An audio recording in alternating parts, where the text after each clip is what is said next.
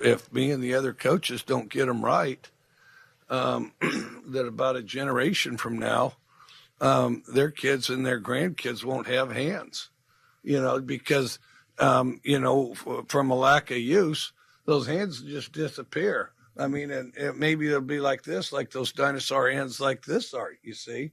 And you got like a Tyrannosaurus Rex who's clearly good at eating things, big old jaws and all that stuff, fairly athletic, can run.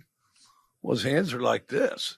And I think we took a very, very, very big step as a team, which we have to correct this.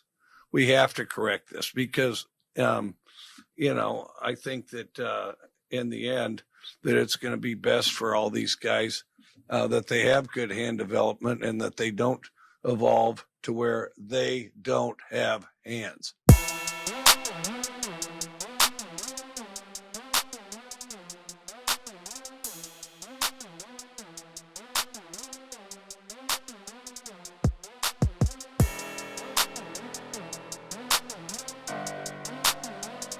Hello, it's the Too Much Dip podcast. It's Monday. My name is David. Dave Ruff, I'm hosting. Love kicking off the episode with a little Leach. Nothing gets me in the zone more than a little Mike just up there riffing. The hell is he talking about? Just saying shit. Sounds like he's talking about dinosaurs. You're the dinosaur guy, so you should know. He's talking about evolution and the no longer needing the use of hands at some point. I know a guy who definitely needs some hands, and it's a guy out here in Madison, Wisconsin. Wow. KJ Ellis. Yeah. You know me, big Coach Leach, stretch my hands guy. Having observed Mike Leach go on those rants, I have to say it's a work of art every single time I see a new one. But what's more enjoyable is just seeing the replies, because this was posted to no context, I think is where we got it. And anytime I see somebody's like, that's not motivating me, I'd transfer, I'm out. I'm like, well, you wouldn't have been in the room already. Because if you can't sit in that room and like hold back a laugh for about an hour, then you weren't fit to sit on the bench for Coach Leach in the first place. I wonder how wild ass he gets when he's recruiting. Like when he's in a living room with a family. And I mean, does he tone it down? Or does he have to like live up to the bit? He's never, I'll very aggressively say he never visited my living room. I was not to that caliber. But I would imagine he probably at least has somebody with him to temper the message. I was going to say, I get the impression that he's not much of an in-home guy, and he just kind of lets his assistants handle all that stuff. Maybe there might be like a blue chip every now and then he'll go sit down in the living room with the family and, try to win over the parents. But he doesn't seem like the kind of guy who really gives recruiting much effort. And I could be wrong. I don't know. That would not shock me. Yeah. But I do like the idea of him having like a handler almost. I guess it would be one of his assistants and just kind of like rein him in a little bit. Like, all right, dude, you've just done 3.5 minutes on like Mozart. Or Pirates. Or big pirate guy. Yeah. Loves them. He's got a pirate of the car he be in Yeah. sticker on his minivan probably. Anyway, that voice you just heard was Dylan Shivery coming to you live from the studio in Austin, Texas. I am coming to you live from Austin. Very happy to be here. Quick, I'd like to give some recognition to comedian and actor Leslie Jordan, who passed away. I don't know much about his full body of work, but he did give us the Lord Have Mercy, I'm About to Bust sound clip. Lord have mercy, I'm about to bust. There he is. For that, he's legend status. So R.I.P. Yeah. to a legend. Straight up goated. Yeah, sure. He's the goated busting sound effect guy. Unless, KJ, you can think of like a better one. I'm going to come. I mean, it's not as if I have like a whole page on this board dedicated to it, but Let's hear Jessica Simpson now. I'm just saying. That's not even a bust, but That would be gets me weird if there. that's what he said when he did that. I'm just busting. You didn't say anything. I'm just spraying. Okay, that's too much. Come on, man. Oh my goodness. What are we doing? Yes, exactly. Rest in peace, Leslie Jordan. Check out washmedia.shop. I'm rocking the offline t-shirt, but we got Dippy stuff on there, Dippy stickers. You want to support the show? I've got the Too Much Dip bar hat on right now. No one's really said anything about that. KJ, what do you got? Oh, KJ rocking his Dick Saloon. Let's go. What's your problem, Dylan? Where's your swag? Wait, let me see. I haven't seen that one yet. Oh, that's a It good is looking shirt. absolute fuego. The fit is fantastic. The look is tremendous. It does require a slight bit of pause in like thinking through the events on your day's calendar.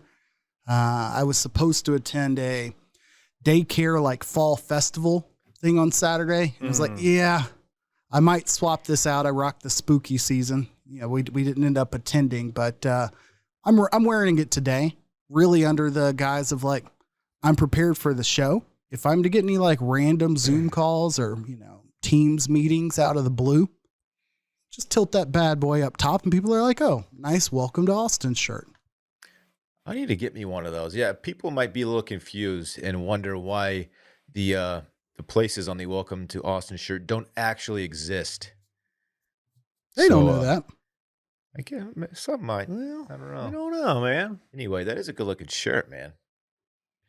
Washmedia.shop. Thank you. I always forget we even sell that one, honestly. And Oh, I'm yeah. glad we do. It's a good shirt. We do a live stream every Thursday evening, right before Thursday night football. Always a great matchup. Always a great game.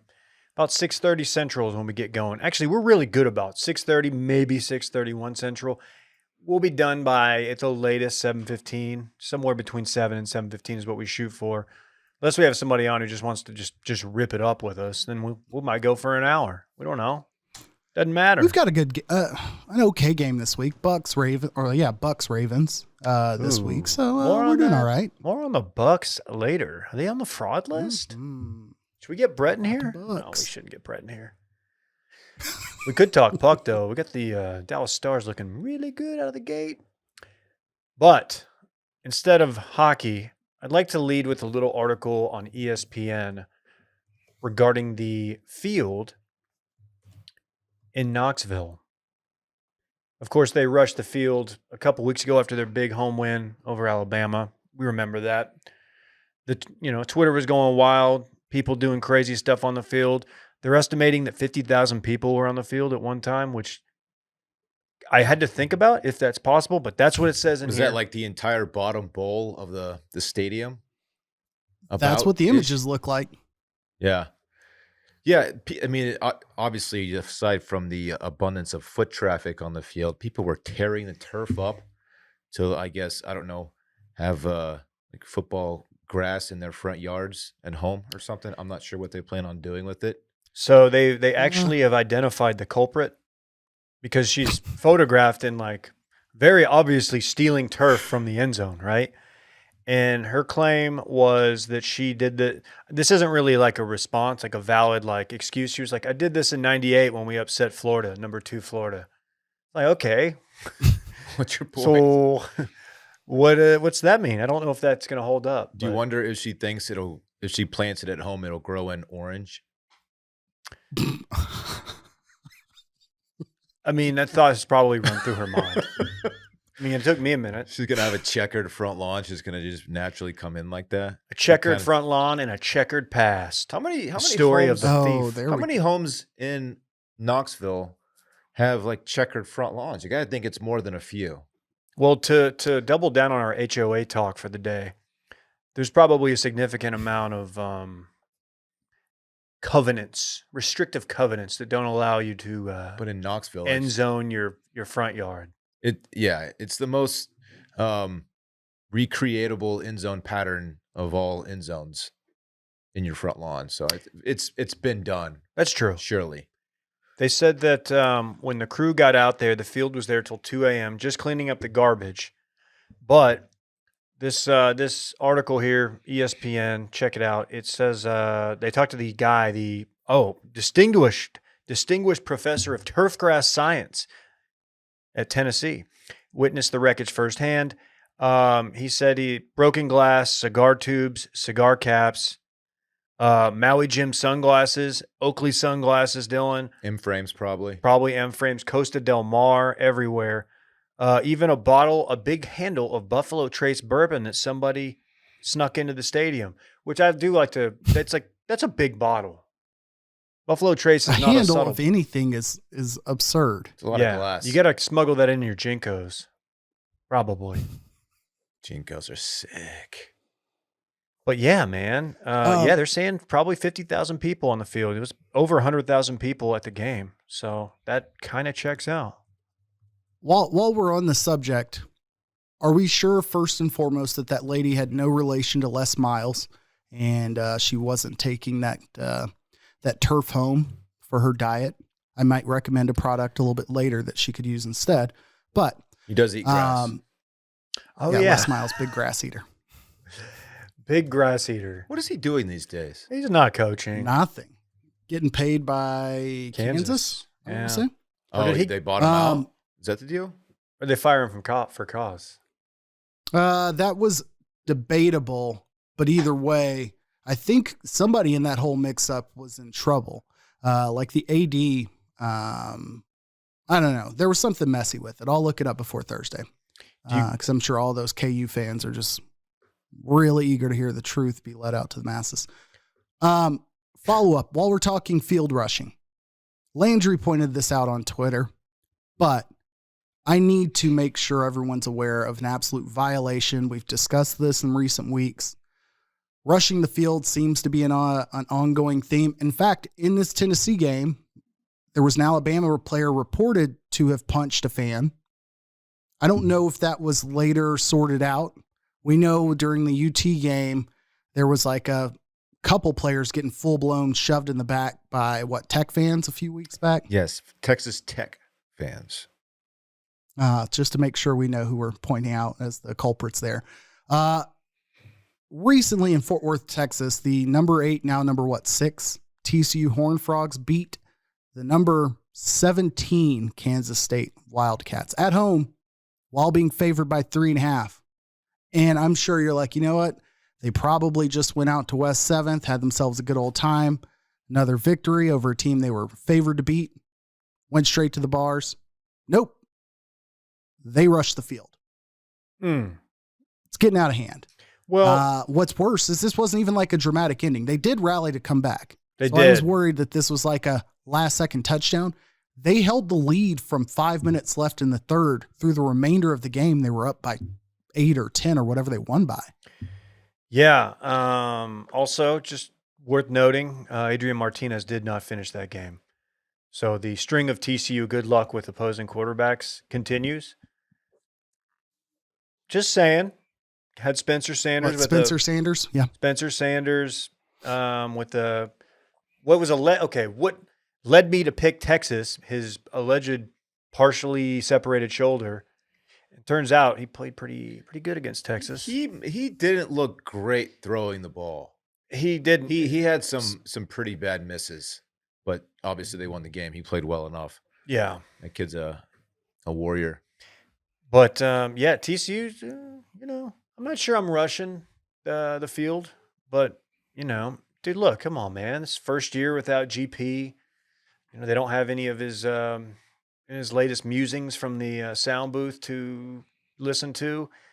Just let the kids have fun, KJ. You should just leave that personal grudge at the door, man. It has been quite a long time since they've had any players show up in the news for unsavory reasons. So I guess regime change is really helping them out. As a Baylor fan, I won't comment. Is that what they have who they have next? No, I don't believe. No, Baylor's in Lubbock this weekend. Oh yes, yes, because they nighttime, huh? Yeah, it's going to be crazy. They're retiring Patrick Mahomes' number. He's getting a whole ceremony. He's going to be there. You were saying he had some pretty impressive records at Texas Tech, Dave, and that's why they're he went through. That? Yeah, he went through for like 600 yards against Baylor. They lost that game. I think I was there actually. It was actually one of the most impressive games I've ever been at. No, he was. He's really good in the NFL. What about at Tech though? Don't worry about that. No, you were saying something. I remember. I just noted that it was 13 and 16 as a starter at Tech. So are you of the thinking that for your number to be retired at a university, it should be because of your accomplishments at said university? Or can your accomplishments as a professional get you there? This is a really good question, actually. It's not bad. Like, okay, what if your guy? So Sam Ellinger? I don't want to like cuck the sports party, but Right. he's getting the start. He's getting the nod in Indy. Not just the start, like He's the guy the rest of the way. That he said starter. the rest of the year, yeah. And which is genius, because if he's good enough to get him on a run, then maybe he's your guy. But if he stinks, then you get a top 3 pick, maybe top 5 pick. Anyway, yeah, no, that's a good question. But Sam did win a Sugar Bowl. He did beat Georgia. Yeah, he thumped Georgia. Yeah, he had a good year. No, dude, look, I love Mahomes, but it is kind of funny, and it's honestly shocking. It's a damning indictment on his supporting cast on those Texas Tech teams, because he was absolutely insanely good. When he was on like pretty bad teams at Tech. Like it is what it is. He was on bad teams. He so much so that he didn't really stand. I mean, I know he had some ridiculous games. I know that he and Baker went at it one game. They both threw for 1 million yards. That was the most insane game. 62. But when he was 58 drafted, I like that. was like, this is really a first round guy. I mean, he never jumped off the screen to me, and obviously he's like the best football player in the world currently. So that was a big miss by me. But Is he? he was good. Some would say. He's fine. Some would say He's good. But yeah, not great at Tech. No. I'm glad y'all brought this up, and I don't know that we meant to get into this, but it's not even as if he's being retired for him winning a Super Bowl. I guess you could say that. I'd venture to guess that his numbers being retired because of like his willingness to maintain NIL deals tied into the Chiefs, and the fact that Arrowhead Stadium lights up like banners for Texas Tech University, like as a regular advertiser. I don't know what's going on my screen right now. I don't think it's on y'all, but anyways, I would even say he's like being admitted as a booster, not even as like an alumnus of the program. Because if he were to be being retired for like the passing records he broke, which I'm sure some people will come back in the replies like that, there's a laundry list of quarterbacks at that university who have passing records broken that could have had their numbers Retire retired. BJ Simmons' number, cowards. Yeah. That's Cody Hodges deserves some credit. Let's go, man. Was he all 3 years with Cliff? I think so. Okay. It's hard to say because Cliff might not have been there his first year, but it's all haze because Cliff's college career in that like 6-year span, him and Spavital, like there's just a lot of like, how did you not win more amongst those two, A&M, Texas Tech? It's just an embarrassment of riches when it comes to like quarterbacks. Shout out to Spav for losing the homecoming game to Southern Miss. Just not great. Not great for my Bobcats. I guess they're conference mates now, but I was about to say Southern Miss is like not a respectable program, but I keep forgetting that Sun Belt is bigger now. Anyways, yeah, but that's neither here nor there. Oregon's really good. Quite the turnaround from we might be the worst show on record with our quarterback predictions. Dylan just admitting that he thought Pat Mahomes was all right. Not that anybody else was like saying it's a surefire thing. It wasn't a 1-1. And I believe you said not JT Daniels. Who's up there? Bo Nix. Bo Nix. Should go ahead and just put on a headset and call it a career after week 1. I just didn't. They were really, really bad week 1. The offense was abysmal. He looked bad. Everything looked bad. The turnaround has been nothing short of remarkable. I've had this season of dip picks, or this season of too much dip, it'll probably go down as the Dave absolute disgraceful dip picks performance season. But it could also be the Dave was so wrong about Bo Nix, who's now got his name in the Heisman race take, or maybe he was kind of right that the Chargers are taking a step back. 4-3. Interesting. Interesting. Bo Nix, 22 of 28 for 283 yards, 5 touchdowns, 0 Yeah, interceptions. 5 tutties. Yikes. Yeah, That is hey, a good week. for him. Me being a softie, when a kid who seems like a good kid fails at like a big high profile quarterback position or any position really and transfers, gets a shot. Granted, you don't often see them go from like Auburn to Oregon, like 2 schools that have had success in the last decade. But it's cool to see him do well. It is. Like, I was dancing on his grave. It wasn't personal. I just was like, might be time to see the other kid. The other kid Yeah, who's highly recruited. With him, he was a starter from the first week of his freshman year, I believe.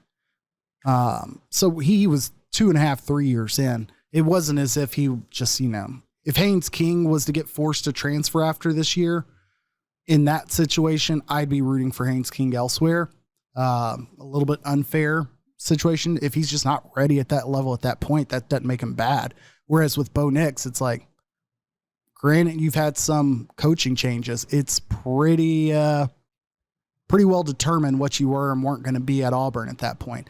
And he was like the grandson of, I don't know, he's got like a legacy at Auburn. I saw that little, I'm glad he's doing all right. Promo piece about him. Yeah, kind of making me wonder, are we going to be saying the same thing about Dylan's favorite quarterback, Spencer Rattler, who absolutely put my big boy stack in the ground.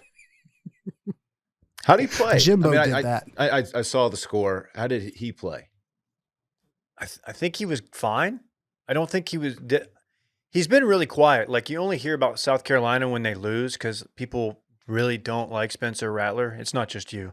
It's pretty much anybody who saw that video from high school where he just looks so cocky. And it's like, dude, he was like 18. Give him a little bit of a break.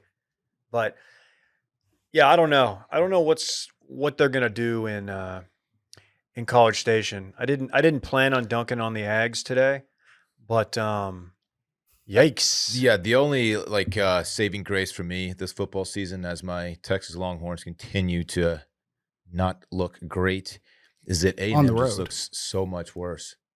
Oh my God, what is going on? 3-4 now, and they're about to play Ole Miss, I believe, is their next game. Not getting much easier on that schedule. All those 5 stars, greatest recruiting class of all time. I get it, they're freshmen, but this is Jimbo's 5th year in the program, and they're just got to wait till Jimbo gets his guys in. They're currently under 500. KJ, they were merely freshmen. Okay. Jimbo's buyout sits at $89 million. 89. And it drops to like 77 next year. It doesn't even drop precipitously. What if at any point for like 6 years? What if he gets fired for cause? Don't you have to they've got enough pull to that's scandal type stuff though, right? I mean, it's you don't think that some A&M booster would orchestrate some kind of coup, like plant something or start putting some whispers out there? Why is his contract so insane compared to every other coach?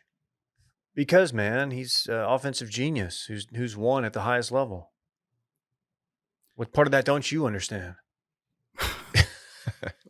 He does have a natty. Well, thanks to Jameis. With the price of oil, I would imagine that there's enough money out there to make a change right now while those assets are pretty high.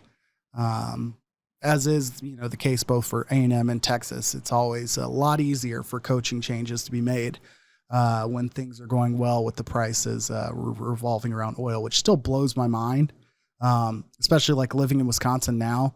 And they're like, well, Jim Leonard looks good. And I'm like, you guys aren't going to try to go after somebody big or no. I know we just got done firing a guy who was previously a player here. So why don't we hire a guy who's previously a player here and just looks good? And I'm like, this is not at all the talk that I'm used to. Whereas with Jimbo's search, A&M was just like, man, Sumlin, he almost got us there. We need to just go big. Who won a national title? Who's willing to come here? And that's what they came up with. And you have the Brian Kelly level hires for these big programs. I don't know where you go from there if you're firing Jimbo. Again, Gary Patterson, I don't think he's going to get that job. But I don't know what other huge names out there that they're going to lure in, but I guess nobody's off the table if you're spending $80 million to make someone go away. There's a guy out there that we've already talked about a little bit today, out there in Arizona. Now, he's a National Football League head coach. But he's Cliff. He's kind of ass. Don't think so. You think Cliff is ass? As an NFL coach, yeah. He was ass at Tech too, by the way. We've already touched on that. But he was good at recruiting resources, I would say. There's a difference in dollars that are being spent to recruit to Tech than A&M. Now, I don't know that they're so different that like all of a sudden the results change. But, you could convince me there are worse coaches out there or worse options out there. Does Matt? Okay, so we're just. How much does he hate Kyler, by the way? Man, what the fuck is just dog cusses him to his face? What? Yeah. It's like 3 weeks straight. Yeah. Yeah, and that's his guy. Like Cliff, like when he took the job, wasn't that part of the deal? Like, this is who I want to be the quarterback, and they accommodated him. And now it's, I don't know. They had the Thursday night win. Was that Thursday night? I always get those dates confused. Yeah, I think so. Oh, yeah, that's true. I wonder how much of that is occurring on a public level now because Kyler's locked in. Like, you're no longer recruiting Kyler. You're now just fighting for your job if you're Cliff. Like, what do you have to lose? Like, it needs to be all out if you're him. In every discussion, if Kyler's not tagging along, like, he's now your adversary and somewhat in control. So that's going to get ugly. Yeah, probably so. Speaking I of, know we're all over the map there. No, that's fine. We got to talk Clemson because we've got a Austin tie-in, and if there's any kind of tangential tie-in to this town that we are in, we are going to make it. Damn it! Yeah, true freshman quarterback Cade Klubnik, who quarterbacked Westlake High School to at least one state championship, probably more than one. Yeah, he took over in the third-ish quarter. It's like 21. They were down 21-10, I think, when the switch second was half. made. Yeah, DJ Ukulele. What's his last name? Ukulele. Ukulele. I can't say it. It's more difficult than Tonga Viola. DJ U. Yeah, that guy. A turnover machine the other day. He lost a fumble, and I think he threw 2 picks. That sounds right. And they were just not moving the ball very well on offense, so Klubnik got a chance. And although he didn't exactly light it up throwing the ball, it did give Clemson a spark on offense that they needed. So that he led the comeback win. Don't know what they're going to do moving forward. I don't know if it's even been addressed by Dabo at this point. But I would assume they go back to DJ, see if he can pull it together, and after maybe getting a little bit rattled this game. I do think he provides them like a better chance to win moving forward than Klubnik does. Do you want me to read you some Dabo quotes Sure. on that matter? Sure. I'm not going to do They're not Dabo gonna be voice. telling you anything. I'm not. Don't do the voice. Sometimes Steph Curry goes 2 for 25. Your best. He's never gone 2 for 25. I just want to put that out there. Also, this guy is not Steph Curry. Your best players. Your best players sometimes can have a bad day. Swinney said. He just got out of rhythm and made some bad plays, and we just needed a change. DJ is our quarterback. There ain't no question about that. Folksy Dabo's here. That's our guy. That's our leader. You can write that now. I love when they do that. I love when they give the media, hey, I'll give you something to write. I'll give you some talking points. DJ's our guy. Now he's got to play better, and he will. But how about Cade Klubnik coming in and leading these guys? How about it? He said that? Dabo said, how about Cade? He did. And then he said, Is he like on a wouldn't that be radio something? station? Wouldn't that be something if we had a quarterback controversy? No, that was Jerry Jones. Just fucking around. I was about to say, man, I'm in the freaking spin zone again. I'm reading Cade's quotes about it, and he just earned a fan. Real quick, on what DJ said to him after the game. He said, first of all, he told me he was proud of me and proud of me for playing my game and the preparation we've been doing over the past 10 months, and he was proud of me. That's incredible to see.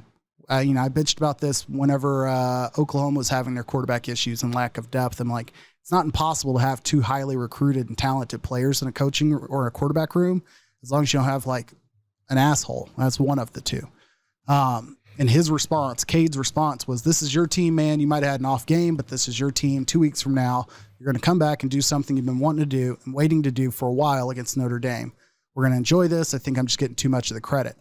A, the fact that what Cade Klubnik's saying sounds pretty similar to Dabo, I think that's tremendous for his future there. And B, just hats off all around for like the professionalism there. As dumb as that sounds, like I much prefer seeing that in sports as opposed to like, you know, I don't even know like a good example to provide. Like the whole like, well, I just need to be somewhere where my opportunity can be provided and I can shine and like, you know, blah, blah, blah. Not even like the anti-transfer portal guy, but just showing that there's like a positive relationship there still is pretty cool. Yeah.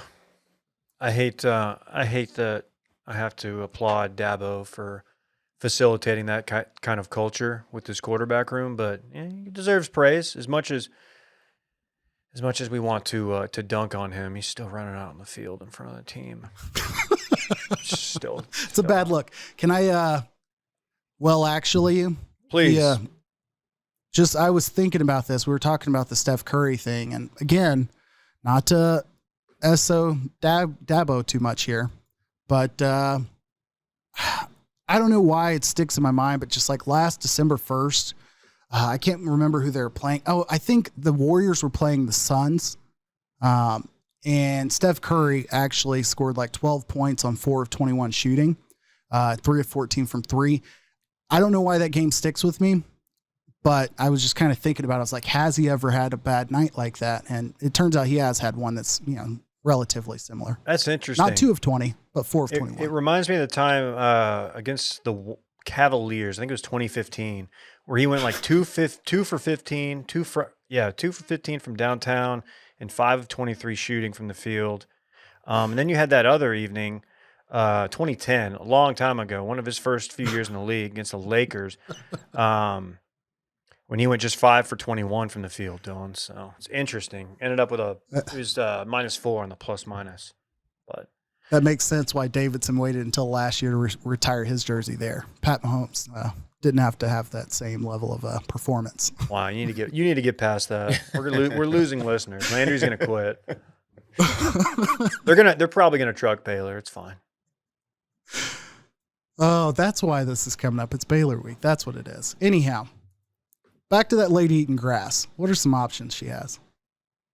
Oh, great segue. Let me tell you a little bit of a new sponsor. Not really a new sponsor, but one of our faves. Athletic Greens. Mm-hmm. I don't know about you guys, but I started my day with my AG1. How about you? Best way to start a day. I, too, started my day with AG1. Literally every day. I started taking it. I'll speak for myself, because I'm really bad about getting all of the fruits and vegetables I need, making sure I'm eating correctly. I overlook it. I often get focused on protein, trying to get those gains. I forget about the 75 high quality vitamins, minerals, whole food sourced superfoods, probiotics, and my favorite, adaptogens to help you start your day right. That's what I'm all about.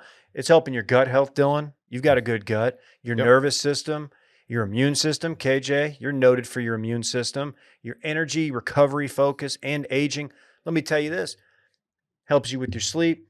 You just feel better all around, like knowing that, hey, started off my day, ripped open a pack, mixed it with some water, boom.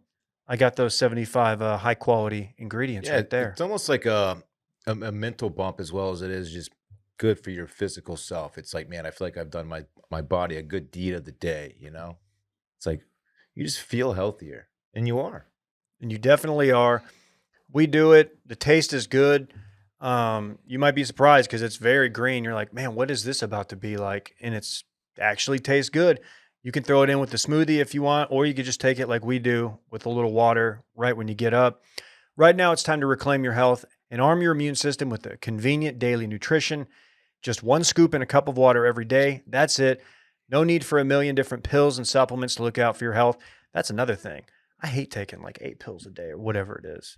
Vitamins, they're gross. They make your pee like neon. They're expensive. Save on it. Do AG1.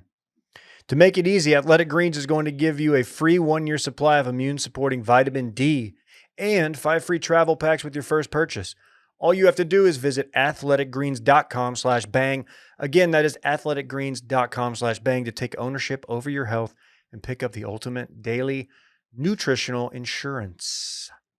KJ, where would you like to go?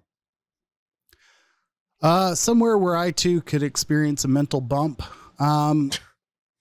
Let's talk Tampa Bay, because if any of you, like myself, consume the NFL on Sundays via Red Zone, our buddy Scott Hanson, correct? Hanson, thank you. I knew I was off there. They were calling him Little Serengeti. He's once swam in the Ganges River. Little Ganges. If you ever have a chance, swing by there. No, thanks, man. We will. If you're ever in the South Sahara, he could not stop explaining the loss of the Bucs to the now Christian McCaffrey list, which we missed that trade last week because it happened, Thursday, Friday, or something like that.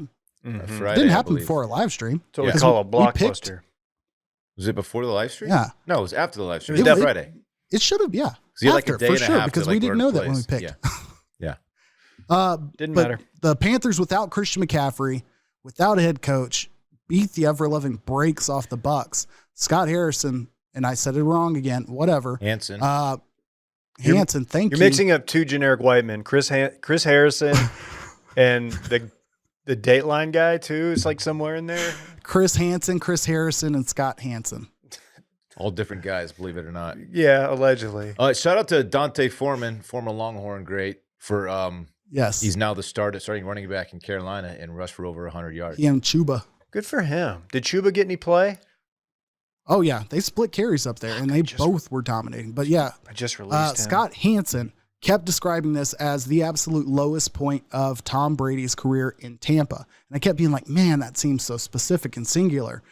But he's absolutely right. This is embarrassing across the board. The AFC or NFC looks terrible, but Tampa Bay and Green Bay look absolute dog garbage. And I'm going to be more pissed off about Green Bay, not as a Wisconsinite right now, but as somebody who picked them as a big boy stack over Taylor Heineke and the Washington Commanders.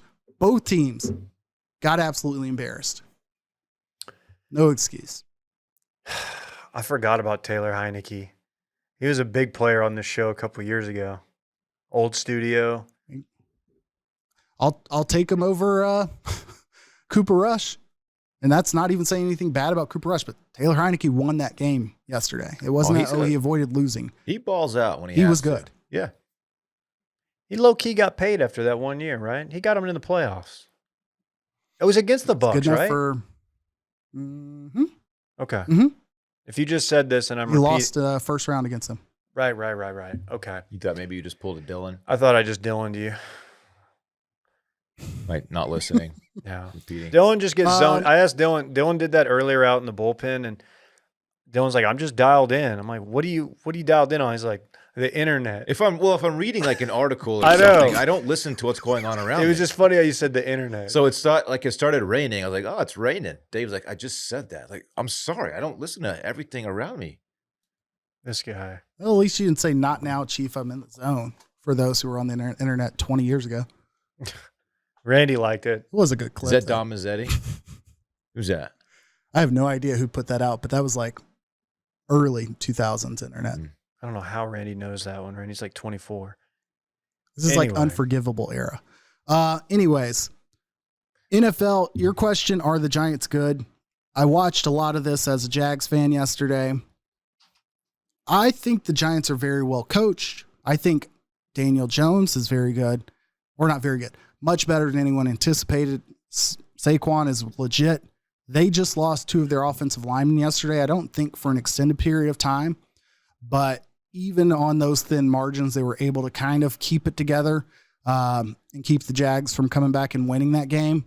So I don't know that they're good, but I think they're good enough to probably split the series with Dallas.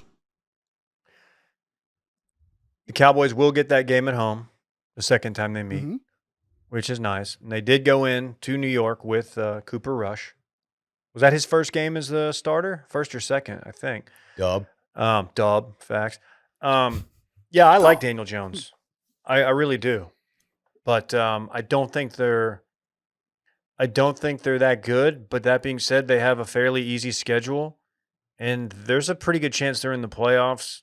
I don't know. It feels like the Cowboys are having a great year, and they're third in the division currently. It feels like the NFC East was just getting absolutely dunked on before the season started, and people expect it to be just an absolute trash division. As it has been. And it's not. No. It's not at all. Eagles look really good. Giants, decent, good. Boys are going to be there. They're also playing the AFC South, which has looked so bad that we had Malik Willis getting end-around handoffs yesterday, which I know that's not a good phrase. Matt Ryan being benched for the season. Like, they've got one of the easiest conference opponents, and then the NFC looks like trash. So it's hard to say is the only answer I have. The overused phrase is the NFC's wide open. But that's probably pretty accurate. That's like the only way to really put it right now, because Rodgers, like we said, Rodgers and Brady look like ass. And I don't know. Eagles look really good, but who knows? Who knows? Dak came back yesterday. Didn't look great. Bad first half. Second half got it going, but still a lot of weird throws. I think he threw into like quadruple coverage once, which I don't know if I've seen that very often outside of like a game-ending Hail Mary. I don't know. It looked like he was just testing. He was testing. He was like, you know what? Let's just send it. We're playing the Lions, worst defense in the league. We'll see about it. First game back, we knew it wasn't going to be great, but defense, man, defense is really good. Turns out, just like we said, we were the first to say that they've got a good defense. We were. Too much dip, exclusive. What, KJ? He looks distraught over there. The defense is bad, actually. The defense is good. Very good. Unquestionably good. Yesterday, I don't know that was the biggest example of that. Like, the defense held the game within like reach for as long as they needed. Jared Goff had a lot to do with that. Amon-Ra St. Brown and their other wide receiver's name is escaping me being out. DJ Chark. So they were out their top two wide receivers from the first quarter on. Certainly They're helps. out DeAndre Swift. They were out DeAndre Swift. And then that game was, one of the easiest games for them. And in the first half, the Lions were driving the ball the majority of the game. I would say that, what's their coach's name? I'm going to screw it up and say the Fox 4 weatherman's Dan name Campbell? again. Dan Campbell, not Dan Henry. Dan Campbell screwed up the first half by like just playing for a field goal and then not playing for the field goal and just basically taking it to halftime with the lead and then not challenging a play later on. Ended up putting them in a position where they lost the ability to take the lead. The Lions, pissed down their leg in this game. Like, it was as bad of a win where a score made everything look like the Cowboys were really, really good. And I don't mean that as Cowboys hater. I just think of all the Cooper Rush games, they all said more about how strong of a team the Cowboys had than yesterday. Yesterday looked like the weakest win they had in the last 5. That's fair. I mean, you got to have guys that make plays on the defense, and they did. Like, they did give up a lot of yards in that first half, but I mean, to their credit, 4 turnovers, 5 6 turnovers? points? All in the second, like the third quarter and onward or whatever. The Ole Miss second rounder looks like a really good pick. Sam Williams. Also looks like he should have had a personal foul for unnecessary roughness that was not thrown. I did not even notice that one. You can't suplex a guy in the NFL. Oh yeah, and then just sit there, and then they like insert Troy Aikman quote here. They're just like, what are we doing here? Soft. Look, we done boys. It's fine. I feel okay about it. We got the Bears next, then a bye. Oof. That's a pretty favorable schedule for Dak, right? It's a good sketch. Going Lions, Bears, then bye week. Get that thumb right. Yes, the schedule's Let's give Dak I would some say good reps. for them. it's going to look the same if you look down the NFC East. So like everyone, the 2 games that change for each team, like don't really come into play because the two teams would have been the Bucks and the Packers, and nobody knows what the Packers are, and you've already played the Bucks and the Rams for that matter. So everything else is going to look soft. Dak just needs some reps, man. He's played very little football this season. All right, got to get his feet under him. Did you fine? Okay, I agree with that. But the question that everyone's asking is, do you think Romo had a good day in the booth yesterday? Didn't listen. Okay. That's all I'm asking. I was red zoning most of it, but the clips that have been pulled that I've heard, he had himself a day. He seemed way more free and easy with like discussing game. And I don't know if it was because Dan Campbell's on the sideline or what. It seemed like he was on a different level. Yeah. He tried to make some like a fairly dated wrestling tidbit that Nance really didn't pick up on. And we had some Mean Gene Okerlund talk. We had some Hulkster 21-inch pythons, but he botched it and he said 21 pythons. And it was just, I knew where he was going with it, but Jim didn't. And watching Jim try to play along with the reference he's not really, on top of is very painful. Jim's more of a 21 Pilots guy. Everybody knows that. I'm just saying. This guy's on top of it. He sure is. Anything else on the National That's Football funny League? right there. That's all I got. Okay. So who are we supposed to root for in this World Series? This is The Phillies, obviously. why, obviously. Because the Astros are cheaters, scumbags. Okay. And no, truthfully, I just don't like any teams from Houston. Not a Houston guy when it comes to the sports. I have to say, there is like a good redemption arc for that team. I'm not sure if I'm with it or not, but it's there. As this would be their, hey, look, yeah, the first one, we had anal beads or whatever it was, buzzers.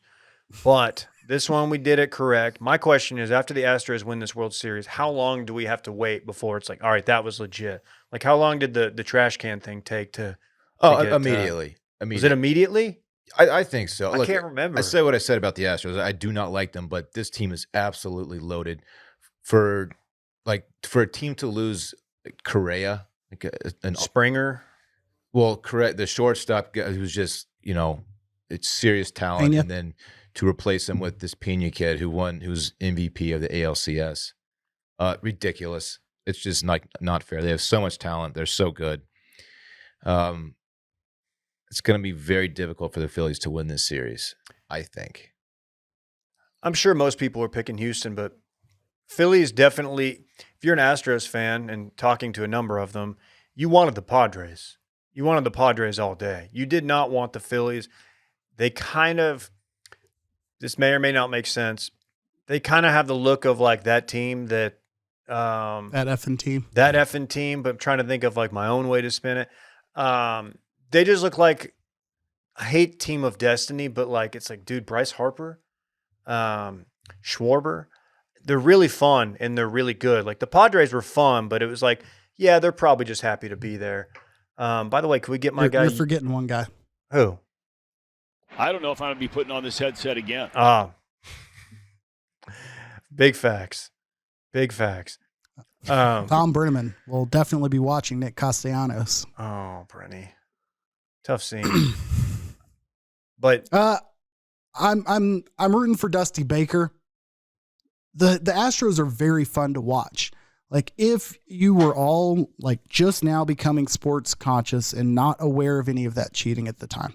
Let's say if it was PEDs that came out, for some reason in my head, I'd be much more okay with them being like, oh, half their team was juiced up. You're like, all right, cool. Tight, man. Real tight. it's baseball. Who cares? Yeah, and I'd move on. I probably wouldn't knock them for anything aside from living in Houston. Okay. Damn. But Got other a lot than of that, listeners there. Or we did. I don't hate the city of Philly like I don't necessarily enjoy the city of Houston. And again, most of that's just from being from the Dallas area, and it's stupid and cliche, but that's really all it's about for me.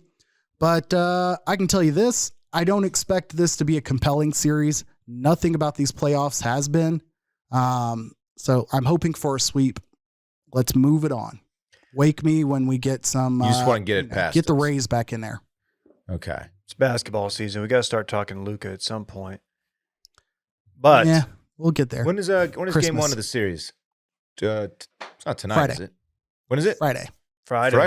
That really? Okay. I was way off. Will Ted Cruz be in attendance? Didn't go well for him in New York, it My turns out. I God. can't believe it. I can't believe that it didn't end well for him. One particular they did win the game. But one particular disgruntled Yankee fan yelled, "Eat my dick, you asshole," to Ted Cruz. we've all been there. So that's cool. You know what? That there's no Can way we that's the bleep worst. that out and clip that. No, please don't. I was quoting somebody else. That's It's gonna look- honestly the most impressive part of being like a politician is that you can't react to that. Like to just have to go and he's like in the middle of taking a photo with somebody and it's like someone says something like that and even though that's directed at you and it's clearly an insult at your personhood, it's still hilarious. There was another video that I hit the internet, I don't know, a couple months ago. He being Ted Cruz was boarding a plane, not a private plane. It was very much, Commercial. accompanied by many people. And some guy had the camera Commercial. in his face and was just absolutely just drilling him. And it's got to be his just like everyday life. And he goes out in public at this point, right? So yeah. uncomfortable. If when he leaves the River Oaks, or when he's only when But- he leaves River Oaks, part of Houston, because I think he does. I think he plays fairly well in that Going community. to a sporting event, especially because like people are already yelling at like what's going on. Oh, and on it's the Yankee field. Stadium. And it's Yankee Stadium. Yeah. Like I think Philly would have been like the only. Very, very. It works out really well. Philly's the only other town I would say where it's like, dude, that can rival Yankee Stadium. But it remains to be seen if he's gonna to go to Philly for any of these World Series games. But knowing him, he probably will. And you know what? People are gonna remind him of the Orange Man calling his wife ugly, and he's just gonna ignore. Yeah, it. that's right. Like, all right. Forgot to mention that part. The guy was like, yeah, Donald Trump called your wife ugly and you love him for it or something like that. And you still nominated him. Yeah. Oh my God, Yankee fan. Called his wife ugly. Small price to pay for running the Supreme Court. No big deal. I don't know, man. All that like That's all that goes through his I'm head. sure he's become calloused at this point to like all the ridicule he gets, but that's just I don't know if I would ever get used to that. Clones, haters. That's why I call him. That's why I call him Tim Calloused Shaw. That's the nickname I have for him. What? For Tim Calishaw? Mm-hmm. Correct. Yeah. Calloused? That's what I call Ted Cruz, KJ. He doesn't actually call him that, KJ. It's just so close to another person's name. No, it is. That's the joke. To around the horn. Okay. More than the around know the what? horn guy. I liked Calishaw. I still do. Okay. Oh, you Okay. don't? Okay. I don't mind him. Okay. I don't mind him. All right. We talked. Let's party. Sorry, I jumped. That's okay. That's okay. This is going to be a fun World Series. I will say that. I will be dialed in. I watched both AL and NLCS I hope series. it goes. That's me desperately hoping people believe I'm a baseball I fan. hope it goes 6 or 7. Okay. I know KJ wants to get it over with so he can move on to just focusing on football and basketball, but I want to see an actual series. I don't want to see Strohs win this in 4 or 5. You won't. I think If it's compelling, Strohs in yes. 6. Just don't give me one good game and then go 5 games of just nothing but BS. Like the Mariners series, I think would be a good example. It's a 5-game series, whatever. But what do we have? Like 2 really good games and it was still a sweep. Yeah. Like we had the 17-inning game. We had the other 2 losses that were the Mariners were leading both games and it was a sweep. Like I don't want that. Like don't draw me in and then just get out of the way. That's all I'm saying. Either be 7 games or be 4. Facts. Party time. It's a sports party. This is where we party, talk about some stuff that maybe doesn't fit on the rundown. Maybe it does. Maybe we talked about it in the first 10 minutes, kind of like our Still first. deserves a nod. Yeah. You got to know? give it a nod. Like my boy Sam Ellinger, we mentioned already, started for the Colts. Happy for him. Gets a shot. He seems like a real locker room guy. I feel like the team would rally behind him.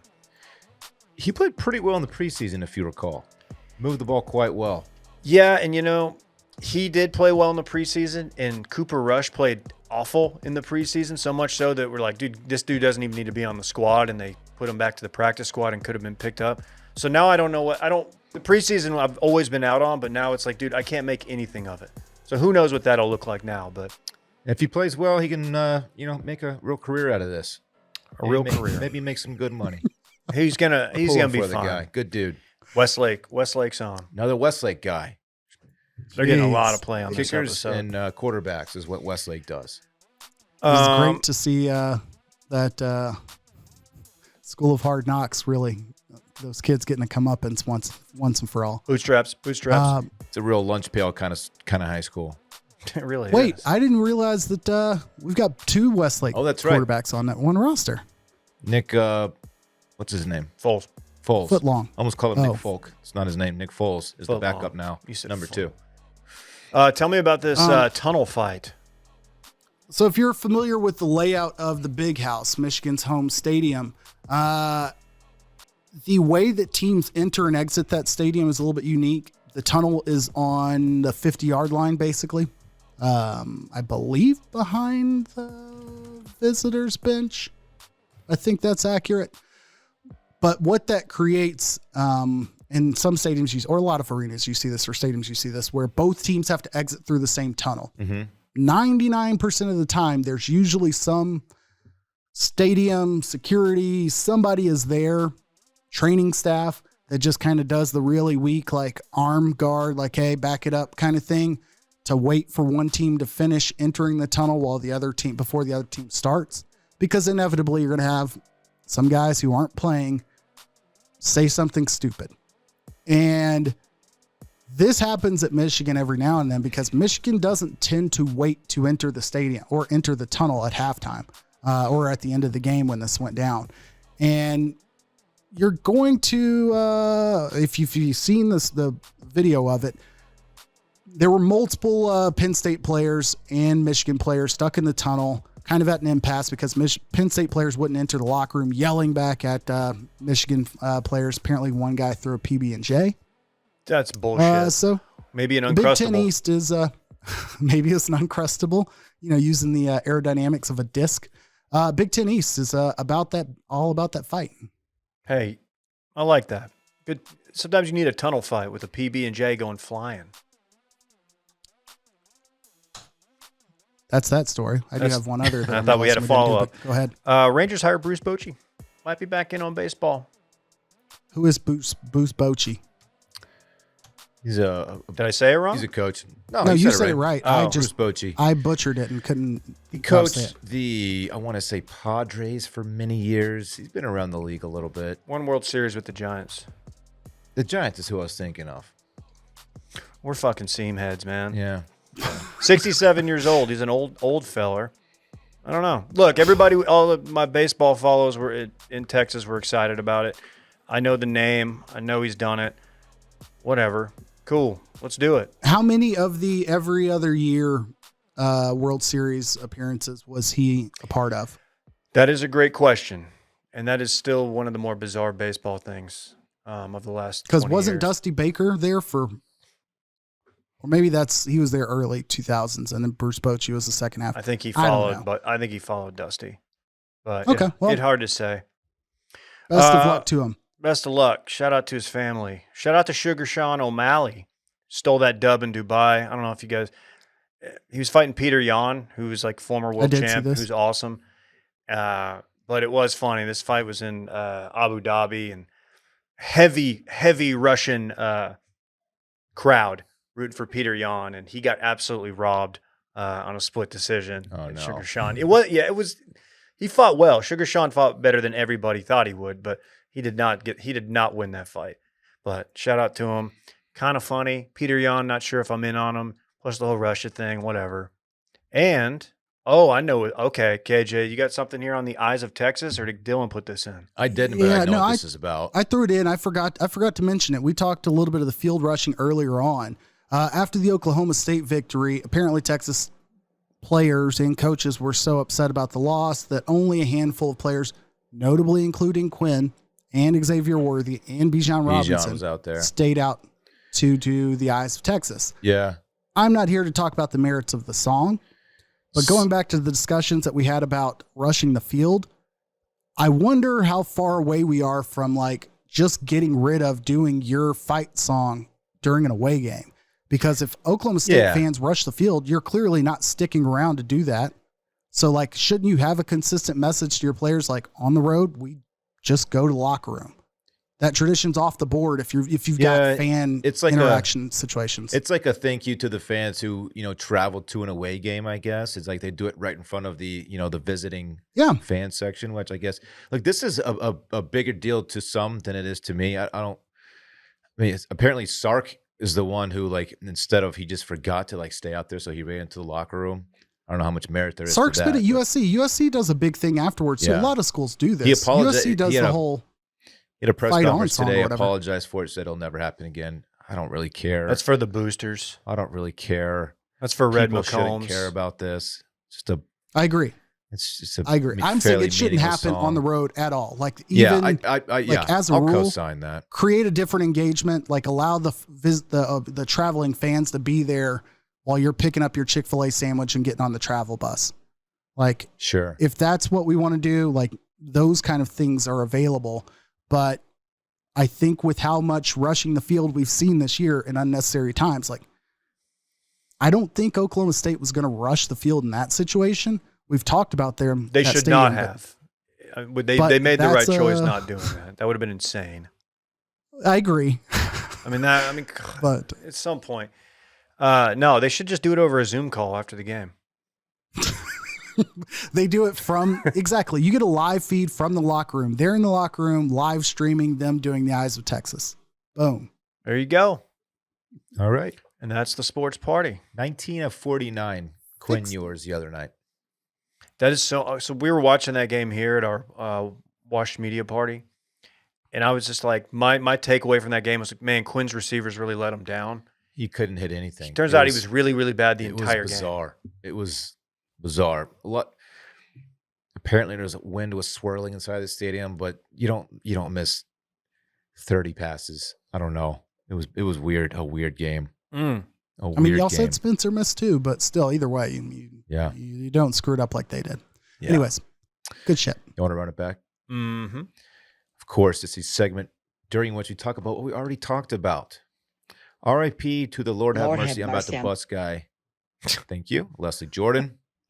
Les Miles. Oh, two guys in a row named Les. That's interesting. Les Miles used to eat grass on the sideline. People forget that. Can I just say I did not ever put together that Les Miles' name was probably Leslie Miles? Or Lester. I don't know. Or Lester. I've never thought of it anything other than Les. Not important, but I just wanted to put that out.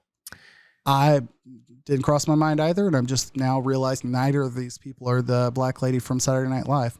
Okay. KJ gets bonus points for the proper use of alumnus, a word that most people don't know how to use. So, facts. Good for you, KJ. Good for you. Pat Mahomes has always been a good quarterback, even if Dylan didn't recognize it while on some pretty bad Texas Tech teams. Eat my dick, you asshole, is something a Yankee fan said to Ted Cruz after the Yankees got swept the other night. That comma does a lot of work in that sentence.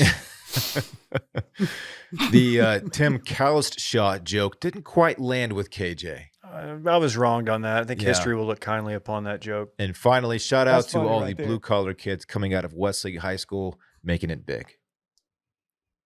Boom. Good for them. Raised on honey ham. Justin Tucker. Yeah. There's a lot. There's a lot. All right. Well, that was fun. We will see you Thursday evening for the live stream. A guest, maybe, that you don't know about? Maybe. You're going to like what you hear. Wait and see. And remember, if you missed the live stream, if you missed last week's, you want to go listen to Dip Picks just to laugh at me, you can go watch or listen to it on the podcast feed. We drop it there every Friday morning. It's there for your consumption. I highly recommend watching it on YouTube because the visual's a little bit necessary, but check it out. Either way, we will see you Thursday. I want my chips with the dip. That's all I know. I don't want my chips plain. I want my chips with the dip. So bring them Lord dips. have mercy, I'm about to bust.